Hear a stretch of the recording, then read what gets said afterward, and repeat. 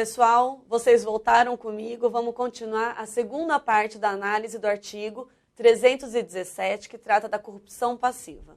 Então, só para a gente voltar um pouquinho o caput, para a gente refrescar a memória, é a conduta de solicitar ou receber para si ou para outrem, direta ou indiretamente, ainda que fora da função ou antes de assumi-la, mas em razão dela, vantagem indevida ou aceitar promessa de tal vantagem.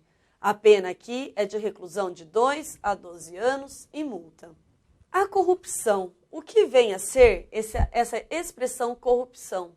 Nós temos que um instrumento de direito internacional, ele traz para a gente.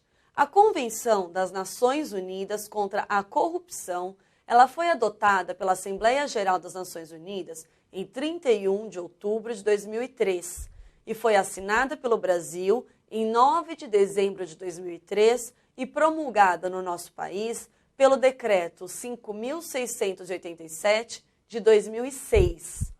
Essa Convenção das Nações Unidas contra a Corrupção, ela traz um conceito amplo de corrupção, ou seja, alcança, dentre outros crimes, a corrupção de agentes públicos nacionais, a dos estrangeiros, a dos agentes das organizações internacionais públicas e prevê a fraude, o desfalque e outros desvios por parte de um agente público, de qualquer bem público ou privado.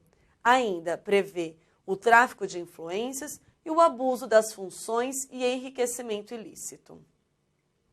Aqui, o nosso tipo penal traz a conduta da corrupção passiva e exige o dolo do sujeito ativo.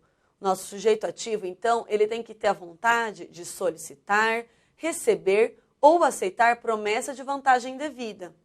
Aqui, o agente deve ter ciência de que se trata da vantagem ilícita, sob pena de caracterizar-se o erro de tipo. Então, aqui, o nosso sujeito ativo, ele tem a vontade de solicitar, receber ou aceitar promessa de vantagem indevida, mas ele deve ter conhecimento de que essa vantagem é ilícita, ela é indevida. Caso contrário, estaremos diante do erro de tipo previsto no artigo 20 do Código Penal. E atenção, esta conduta típica, ela prevê o dolo específico. Lembrando que o dolo específico é aquela finalidade específica, especial do sujeito ativo. Aqui, o dolo específico do nosso crime de corrupção passiva é aquela especial finalidade representada pela expressão para si ou para outrem. Aqui, a solicitação de vantagem indevida para a administração pública poderá caracterizar ato de improbidade administrativa. Cuidado, então, estaremos diante do artigo 11 da Lei 8.429 de 1992. Neste tipo penal, nós não temos a previsão da modalidade culposa. Aqui, a consumação e a tentativa deste delito. A consumação, ela se divide em 3 momentos. Ela pode se dar no momento em que o agente solicita, quando o funcionário recebe a vantagem indevida e no instante em que aceita a promessa dessa vantagem. Aqui, a tentativa na conduta solicitar é possível, quando for possível o fracionamento da fase executória, ou seja, na sua modalidade plurissubsistente, que nós temos então na solicitação por escrito. Já na solicitação verbal, que é aquela modalidade unissubsistente, não é possível, não é cabível a tentativa na conduta solicitar. Já na conduta receber, não cabe forma tentada. Por quê?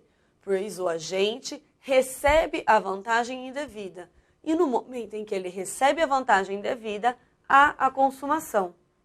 Ou não a recebe, havendo aqui somente, então, o delito de corrupção ativa por parte do outro sujeito.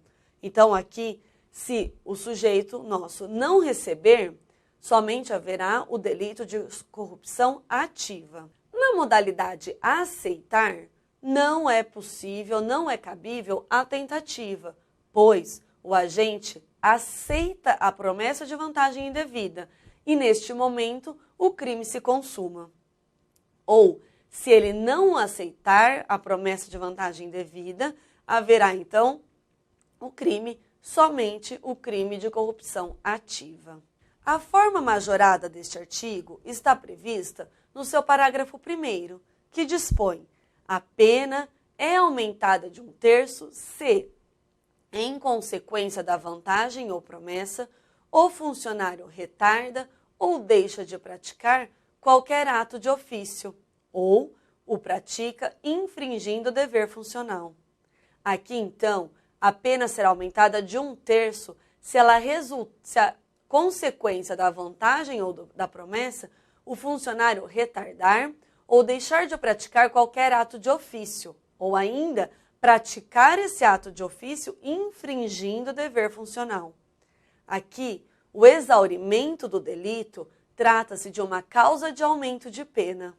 Então, cuidado, pessoal, o nosso crime já tem a consumação no momento em que nós estudamos das 3 situações lá atrás.